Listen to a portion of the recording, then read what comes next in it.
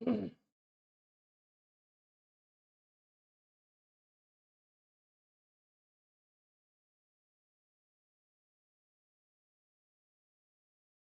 सबसे आखिरी में डीएनए फिंगरप्रिंटिंग में हमें ये जानना है कि कौन से स्टेप्स हैं इससे पहले, ये किस पे आधारित है, क्या कॉन्सेप्ट है डीएनए फिंगरप्रिंटिंग का, सब कुछ बता चुके हैं, है ना?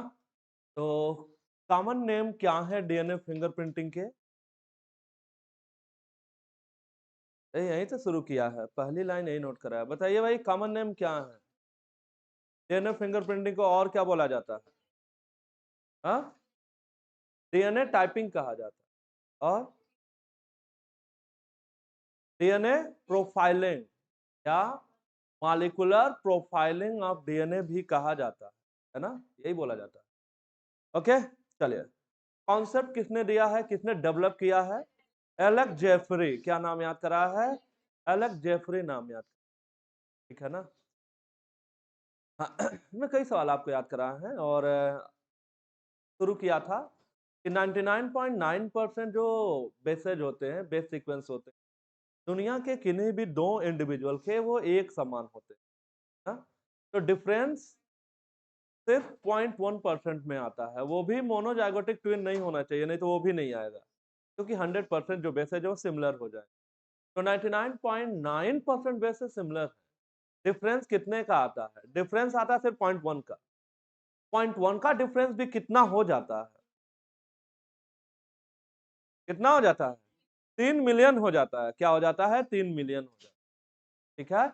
और यही जो डिफरेंसेज हैं वो क्या काज करते हैं? वो वेरिएशन काज कर देते हैं, ठीक है? और आपको मालूम है जीन लेवल पे वेरिएशन को क्या बोला जाता है? पॉलीमॉर्फिज्म। क्या बोला जाता है? पॉलीमॉर्फिज्म। ओके, जब आप इनको जो डिफरेंसेज है उनको आइडेंटिफाई करोगे तो पता लगेगा ये तो रेपिटेटिव डीएनए के फॉर्म में। किस फॉर्म में है? रेपिटेटिव डीएनए के फॉर्म में। रेपिटेटिव डीएनए क्या होता है? नॉन कोडिंग होता है और ह्यूमन जीनोम का एक लार्ज प्रोपोर्शन बनाता है। तो अगर यही आधार है तो हमें जो रेपिटेटिव डीएनए है उसको अलग करना होगा। तो हम करते हैं अलग। कैसे करते हैं? डेंसिटी ग्रेडियंट सेंट्रीफ्यूगेशन से करते हैं, है ना?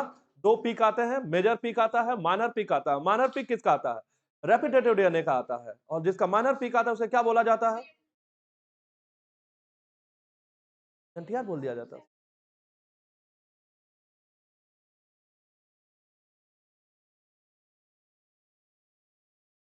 तुम्हें नहीं बोल दिया जाता है। रहने दो, तुम लोग मत बताओ। मैं अपना काम करता हूँ, तुम लोग मत पढ़ो।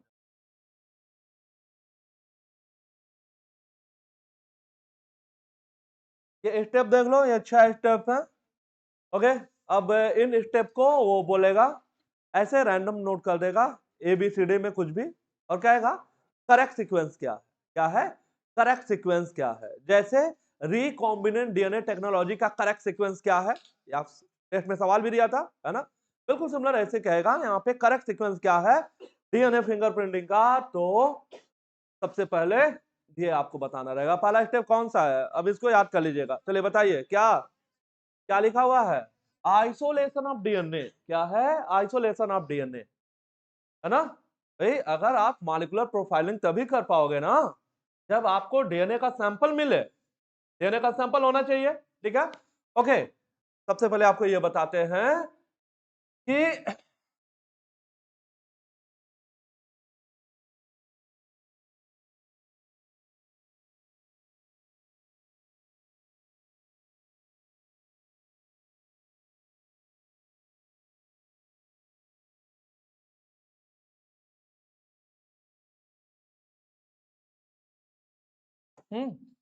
ये देखिए, कितना डीएनए हमें मिल जाए तो वो पर्याप्त होगा डीएनए फिंगरप्रिंटिंग।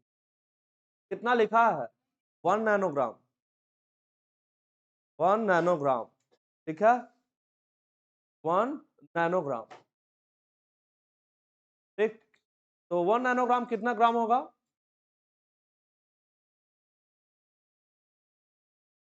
कितना?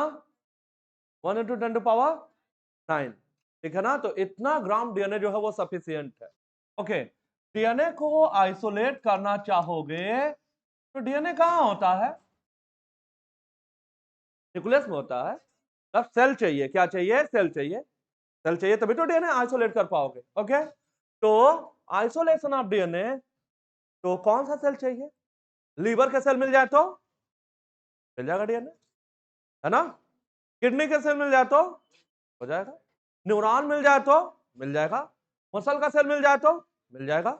ठीक है, मैं कुछ ऐसे एग्जांपल आपको नोट कराने जा रहे हैं जिसपे आपको आसानी से भरोसा नहीं होगा। बाकी हम कहें कि लीवर का सेल है तो आप कहोगे ठीक है, लीवर का सेल है तो न्यूक्लियस है, न्यूक्लियर डीएनए होगा। ठीक है, मैं कुछ ऐसे एग्जांपल नोट करने जा रहा हूं, जैसे ये देखिए,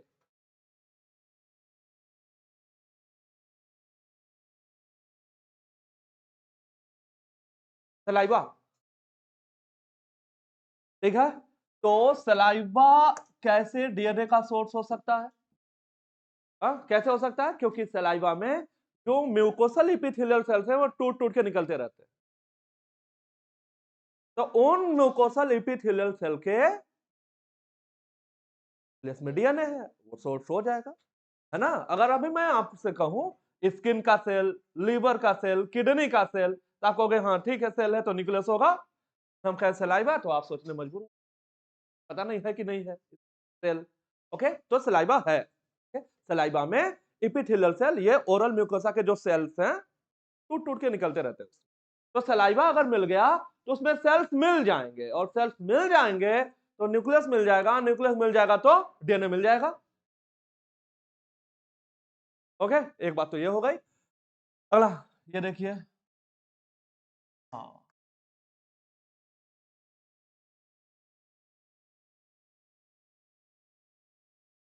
हेयर फॉलिकल।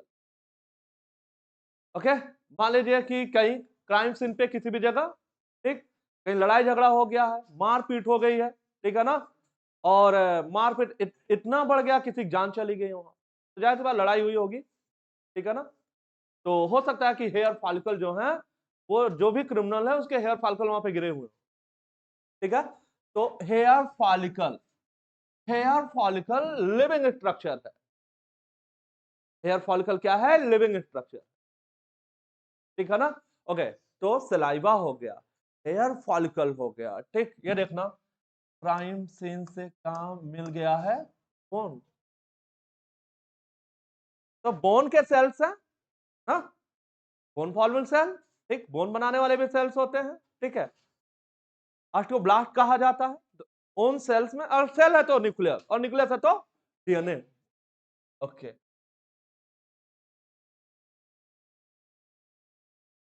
सीमेन, ठीक है ना। ओके, जैसे क्राइम जो है वो रेप है, तो ये हो सकता है सैंपल। तो सीमेन में कैसे न्यूक्लियस मिले, कैसे डीएनए मिलेगा? सीमेन किसका कॉम्बिनेशन है, पढ़ा है हम लोगों ने कि नहीं? कैसे बनता है semen? Seminal plasma plus spermatozoa. Spermatozoa cell है एक, नहीं है? कितने पार्ट होते हैं? एक मैच्योर स्पर्म को स्पर्मेटोजोआ बोला जाता है, उसके कितने पार्ट हैं? कौन कौन से? हेड, नेक, मिडिल पीस और टेल। माइटोकॉन्ड्रिया किस पार्ट में है? न्यूक्लियस किस पार्ट में है? हाँ, ठीक है। सेंट्रियोल किस पार्ट में है? नेक में। तो देखो इधर, अगर स्पर्मेटोजोआ है तो सेल है, और सेल है तो क्या मिल जाएगा? ठीक है, ये देखना, अगर स्किन मिल जाए तो, हाँ, लड़ाई झगड़ा करते हुए किसी का मुंह ही नोच लिए आप, तो स्किन आ जाएगा, नाखून में फंस जाएगा, ठीक है। स्किन भी सेल है, तो न्यूक्लियस होगा, न्यूक्लियस, जब न्यूक्लियस मिल जाएगा तो क्या मिल जाएगा? डीएनए मिल जाएगा, ठीक है।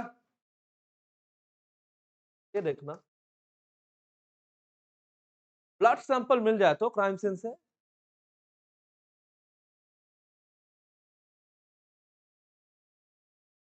आरबीसी में न्यूक्लियस होता है।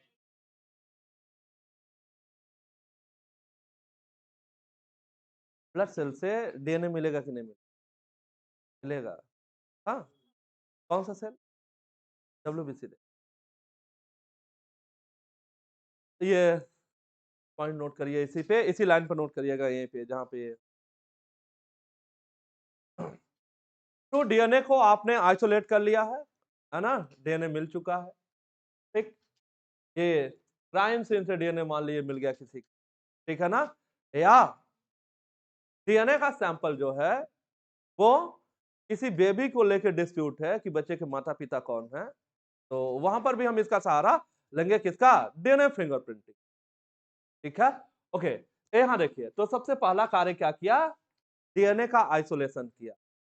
अब ये सब नहीं बताने जा रहे हैं, बहुत पढ़ लिया हमने बायोटेक्नोलॉजी, अगर कोई सेल है तो उसे डीएनए कैसे आइसोलेट किया जाता है, लिसिस एंजाइम होता है, ठीक है ना, ओके। जब आपको डीएनए मिल चुका है, सैंपल कुछ भी हो सकता है, ठीक है, ओके, तो अब आप डीएनए का डाइजेशन करोगे, तो अगला स्टेप क्या है आइसोलेशन के बाद, रिकॉम्बिनेंट डीएनए टेक्नोलॉजी में भी यही स्टेप चल रहे थे, अगर आपको याद हो तो अब क्या करिए, आप डाइजेशन करिए। कौन करता है डाइजेशन, रेस्ट्रिक्शन एंडोन्यूक्लियेज, याद रखिएगा, रेस्ट्रिक्शन एंजाइम का नाम बता रहे हैं जो डीएनए फिंगरप्रिंटिंग में क्या करता है, डाइजेशन करता है, क्या नाम है, HAE थर्ड, HAE थर्ड, ये क्या करेगा, ये करेगा यहां पे डाइजेशन, ठीक है ना। चलिए, अब डाइजेशन हो गया तो डीएनए का क्या हो जाएगा, फ्रेगमेंट बन जाएंगे, क्या बन जाएंगे, डीएनए के फ्रेगमेंट बन जाएंगे। अब इन डीएनए के फ्रेगमेंट को आप सेपरेट करोगे, अब जानते हो कैसे सेपरेशन किया जाता है, कैसे किया जाता है, by the process of gel electrophoresis, बहुत डिटेल में पढ़े हैं, तो यहाँ पे पढ़ाने कोई मतलब, सब पढ़ा लिया है, नहीं पढ़ाया, पढ़ा है ना हम लोगों ने, ठीक है। तो ये है जेल इलेक्ट्रोफोरेसिस, जिससे डीएनए के फ्रेगमेंट क्या हो जाएंगे, अलग अलग हो जाएंगे, ठीक है ना, दूर दूर हो जाएंगे, ठीक। तो ये हो गया सेपरेशन, तो पहला क्या है, आइसोलेशन ऑफ डीएनए, अगला क्या है, digestion of DNA by restriction endonuclease, अगला क्या है, separation of DNA fragment by electrophoresis, पूरा नाम नोट कर लीजिए, क्या नाम है, gel electrophoresis, right, gel electrophoresis, okay. चलिए, अब ध्यान से सुनिएगा, यहाँ पे एक नया स्टेप आपको बताने जा रहे हैं, ठीक। इससे पहले अगर आपको याद हो तो डीएनए फिंगरप्रिंटिंग में इस स्टेप के बाद हमने क्या किया था, जेल इलेक्ट्रोफोरेसिस करने के बाद क्या किया था, क्या किया था, इल्यूजन, डीएनए बैंड को, ठीक है, अगर वो जेल के सहित समेत काट के अलग निकाल लिया था, प्रोसेस को क्या बोले थे, इल्यूजन। कितने सवाल इसमें याद कराए आपको, इथिडियम ब्रोमाइड, है ना, किस रेडिएशन का एक्सपोजर दिया जाता तो दिखाई देता है, infrared, alpha red, ultraviolet, okay, कैसा दिखेगा डीएनए का बैंड, हाँ, ठीक है, डार्क ऑरेंज कलर का, डार्क नहीं दिखेगा, ब्राइट दिखेगा, कैसा दिखेगा, ब्राइट, ओके। चलिए, इसके बाद ध्यान से सुनिए, तीन स्टेप तो वही हो गए, पहला आइसोलेशन, याद करिए, पहला क्या है, आइसोलेशन, दूसरा क्या है, डाइजेशन, तीसरा क्या है, जेल इलेक्ट्रोफोरेसिस, ये बोलोगे तो खुद ही समझ में आएगा सब, ओके। अगला है यहाँ पे ब्लॉटिंग, क्या होता है, ब्लॉटिंग होता है, ठीक, बहुत आसान है, ध्यान से समझिए। जब जेल इलेक्ट्रोफोरेसिस हमने जब पढ़ा था, तो फाइनली हमने देखा था, मान लेते हैं एक कैथोड है और ये मान लेते हैं एक एनोड है ना, ठीक बात है ना। चलिए, अब डीएनए के जो फ्रेगमेंट्स हैं वो नेगेटिवली चार्ज है, इधर भागते हैं एनोड की ओर, है ना, जितना छोटा मॉलिक्यूल होगा उतना दूर जाएगा, ठीक है। तो कुल मिला के ये मॉलिक्यूलर बेसिस के आधार पे क्या हो गए थे, दूर दूर हो गए थे, हो गए थे, ऐसा सीन आया था, ठीक है ना। चलिए, अब हमें क्या करना है, हमें करनी है ब्लॉटिंग, क्या करनी है, ब्लॉटिंग करनी है, ठीक है। तो अब हमें ब्लॉटिंग करना होगा, और ब्लॉटिंग करने के लिए हम एक सिंथेटिक मेम्ब्रेन लेंगे, ठीक है। जैसे ये मान लेते हैं हम कि ये है सिंथेटिक मेम्ब्रेन को, ठीक है, जो नायलॉन या नाइट्रोसेलुलोज का बना हुआ है, और ये है जेल इलेक्ट्रोफोरेसिस का प्लेट, जिसपे डीएनए के फ्रेगमेंट क्या हो गए, अलग अलग हो गए होंगे। तो हम क्या करेंगे, ये उठाया नायलॉन का या नाइट्रोसेलुलोज का है, इसी पे उठा के रख दिया। किस पे? जहां जेल इलेक्ट्रोफोरेसिस हमने किया है उस एगरोज जेल पे, उसको उठा के हमने इसी पे रख दिया। और जैसे ही हम उठा के रख देंगे तो ये पूरे डीएनए के फ्रेगमेंट इस पे ट्रांसफर हो जाएंगे। किस पे? इस सिंथेटिक मेम्ब्रेन पे। इस प्रोसेस को क्या बोला जाता है? ब्लॉटिंग कहा जाता है। तो ये है अपना चौथा स्टेप। तो पहला स्टेप क्या है? ओके, बिल्कुल सही। दूसरा कौन सा है? हाँ, कौन सा रेस्ट्रिक्शन एंजाइम यूज कर रहे हैं? HAE third. ओके, अगला कौन सा है? Suppression of DNA fragment by gel electrophoresis. अगला क्या करेंगे? जो सेपरेटेड डीएनए फ्रेगमेंट है उसको कहां ट्रांसफर कर दोगे? सिंथेटिक मेम्ब्रेन, जैसे कि नाइट्रोसेलुलोज या नायलॉन। इसको क्या बोला जाता है? इसको बोला जाता है ब्लॉटिंग। क्या बोला जाता है? ब्लॉटिंग कहा जाता है। ठीक है ना? चलिए अब मेरी बात ध्यान से सुनिएगा। प्लॉटिंग करने के बाद अगला जो स्टेप है वो है हाइब्रिडाइजेशन।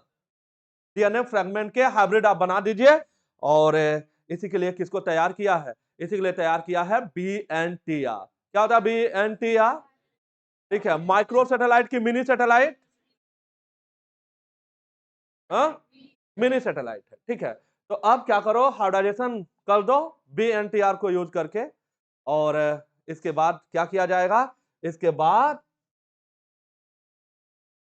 जो हाइब्रिड डीएनए है उसका एक्सरे फोटोग्राफ लिया। क्या किया जाएगा? एक्सरे फोटोग्राफ लिया जाएगा।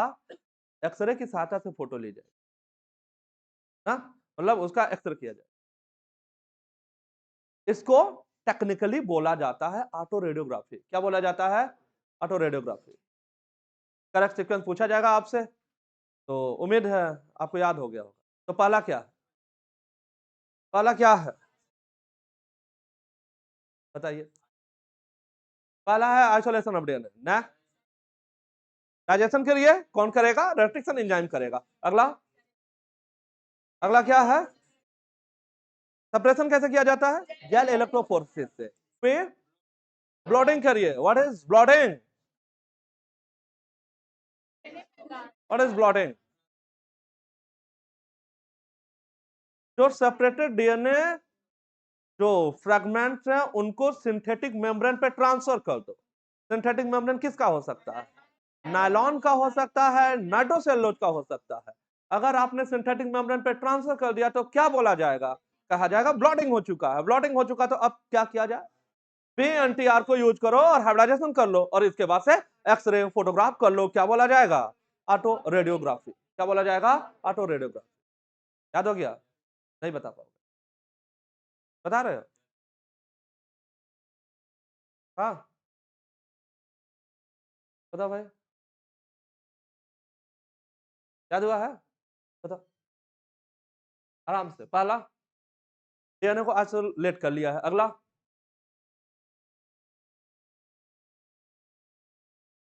फ्रेगमेंटेशन। ठीक है, डाइजेशन या फ्रेगमेंटेशन। ठीक है, और अगला सप्रेशन करेंगे। कौन सी टेक्निक लगाएंगे? Jail electrophoresis. अगला, ब्लॉटिंग कर दें, ट्रांसफर हो गया। अगला, हाइब्रिडाइजेशन। और अगला, बिल्कुल सही, ऑटो रेडियोग्राफी। सबसे आखिरी कौन सा है? सबसे आखिरी में ए आता है ना? वैसे सबसे पहले ए आता है अल्फाबेट में, इसमें सबसे आखिरी में क्या आ रहा है? ए आ रहा है, और वो है ऑटो रेडियोग्राफी। सीधी भाषा में समझे, एक्सरे फोटोग्राफ लिया है उसका। जो हाइब्रिड डीएनए है, डीएनए का हाइब्रिडाइजेशन कैसे किया है? BNTR से। तो कहें डीएनए फिंगरप्रिंटिंग में BNTR का क्या इस्तेमाल है? तो आंसर है हाइब्रिडाइजेशन। पहले भी नोट करा लिया। जब BNTR एक हेडिंग लिया था जस्ट पहले, दोहराओगे नहीं तो कहां कुछ याद रहे। ठीक है, BNTR का कितना साइज है? 0.1 से 20 किलो बेस, है ना? तो अगर हम किलो हटा दें, कितना डेटा आएगा?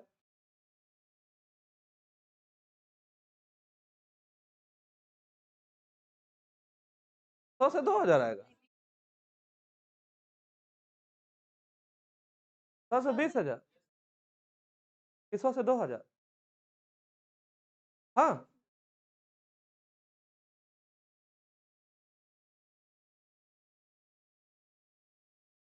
0.1 to 20 kV है ना, इंटू 1000 100 इंटू 1000 ओके। जब किलो बेस में रहेगा तो आंसर ये है और नहीं तो आंसर ये है। क्लियर है ये?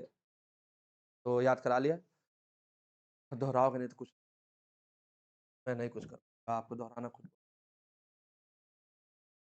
तो हाँ ये देखिए, इसको आपने हाईलाइट किया है, ये डेटा आप नोट करिए, ठीक है।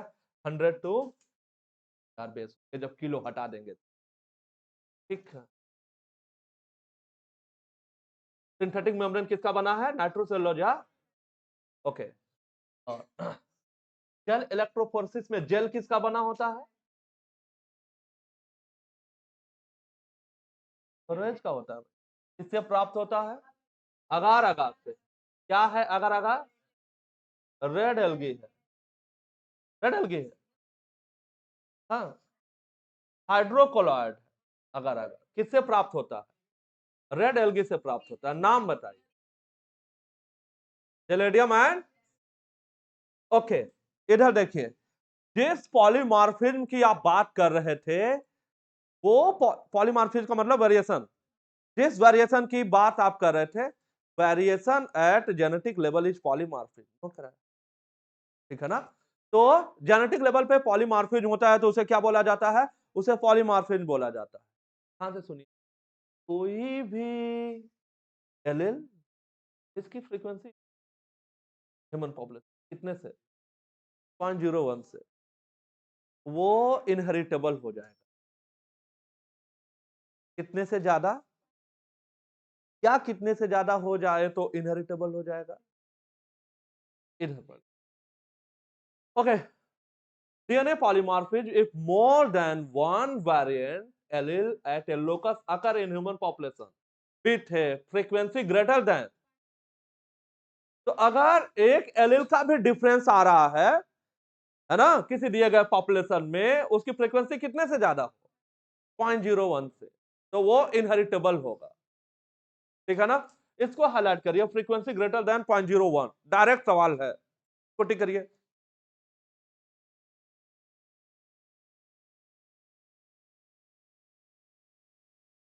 PNTR का पूरा नाम?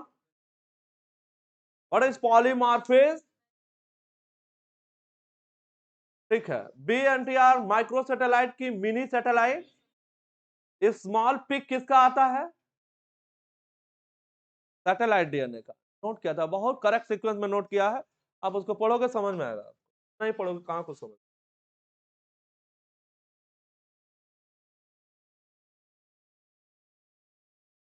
इधर देखिए यहाँ पे,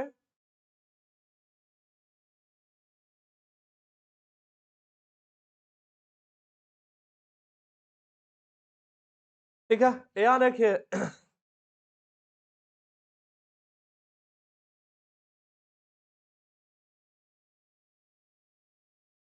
किसी जगह पे कोई अपराध हुआ है, कोई क्राइम हुआ है किसी जगह पे, और उस जगह से ये DNA सैंपल कलेक्ट किया गया। सोर्स कुछ भी हो सकता है, सलाइवा, सीमेन, सब कुछ बताया, एयर फॉलिकल, ओके। अब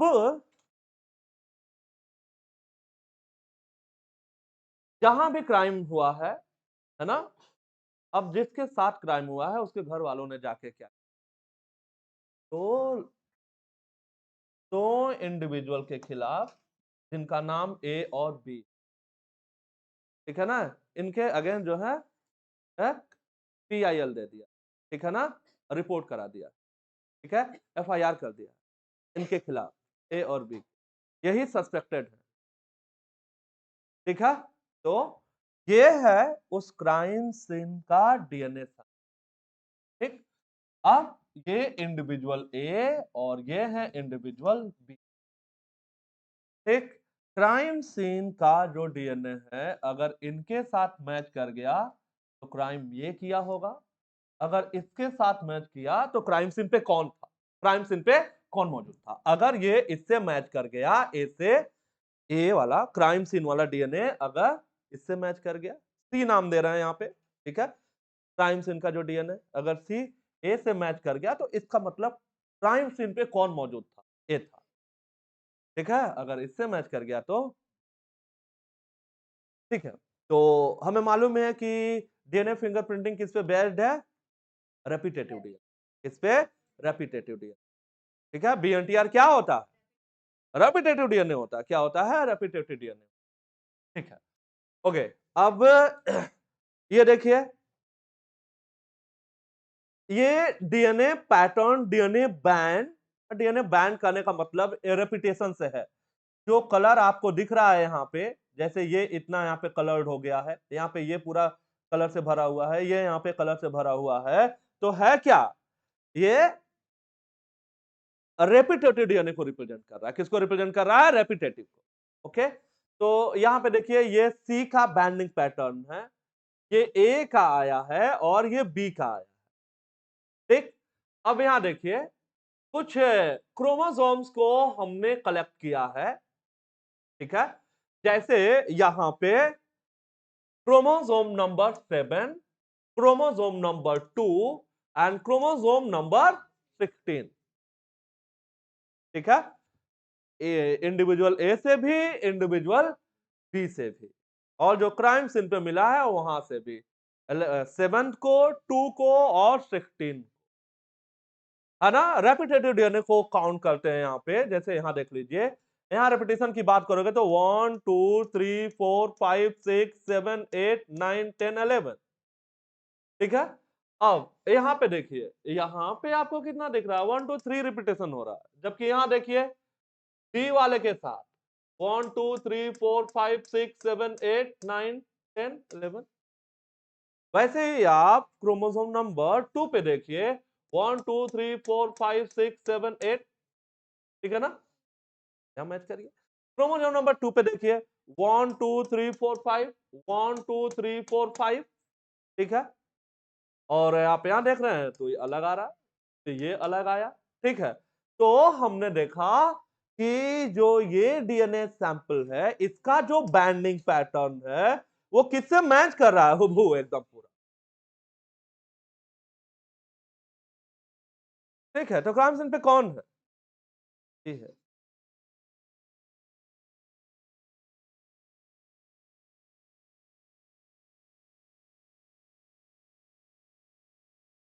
ठीक है, it is clear that the banding pattern of DNA from crime scene matches with individual B and not ए।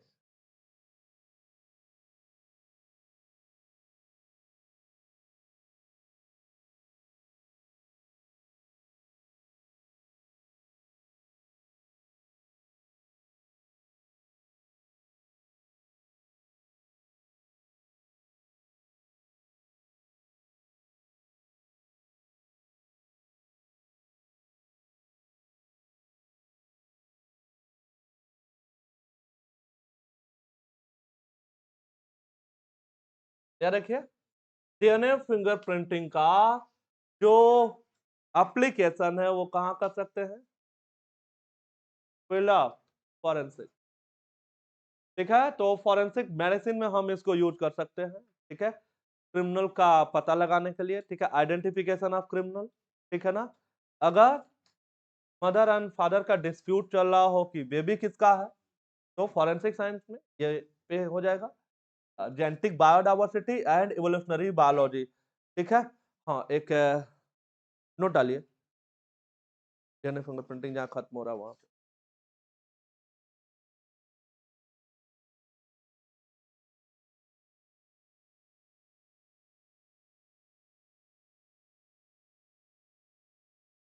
ठीक है, लिखिए application of DNA fingerprinting. Application of DNA fingerprinting. Application of DNA.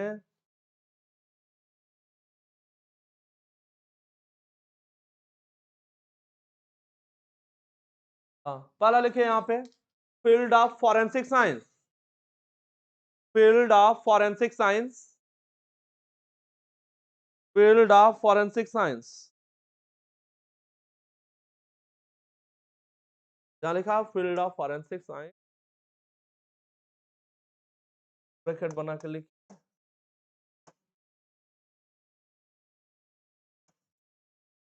Identification of criminal, identification of criminal,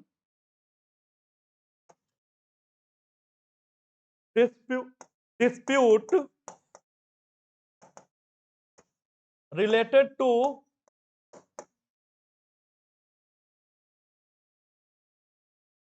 child, dispute related to child। Okay, दूसरा, ये पहला था, दूसरा लिखिए genetic biodiversity,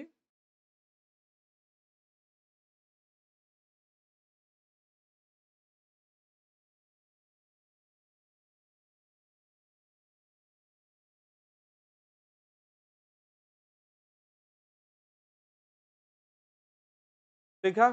तीसरा लिखिए evolutionary biology,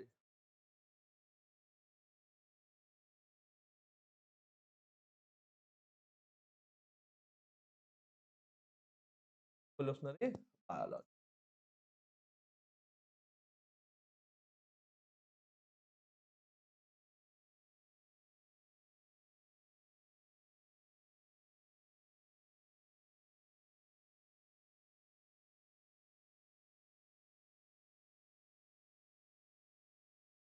human genome project आपने पढ़ लिया है ना? कितने साल की ये परियोजना थी? कब शुरू हुआ था? कब शुरू हुआ था? 1900। ठीक है, पहले क्रोमोसोम की सीक्वेंसिंग कब पूरी हुई थी? कब पूरी हुई थी? मई 2000। पहले क्रोमोसोम के पास कितने जीन्स हैं? 2968, 2968। और क्रोमोसोम वाई के पास लार्जेस्ट जीन का नाम? डिस्ट्रोफिन। कितने बेसेज हैं? स्निप्स क्या है? स्निप्स पूरा नाम स्निप्स का?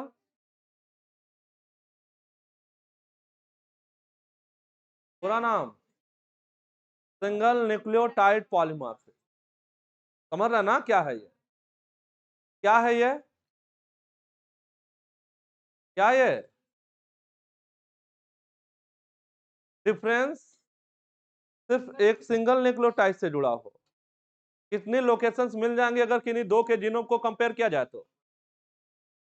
कितनी लोकेशंस? 1 पॉइंट, ठीक है, 1.4 बिलियन की मिलियन।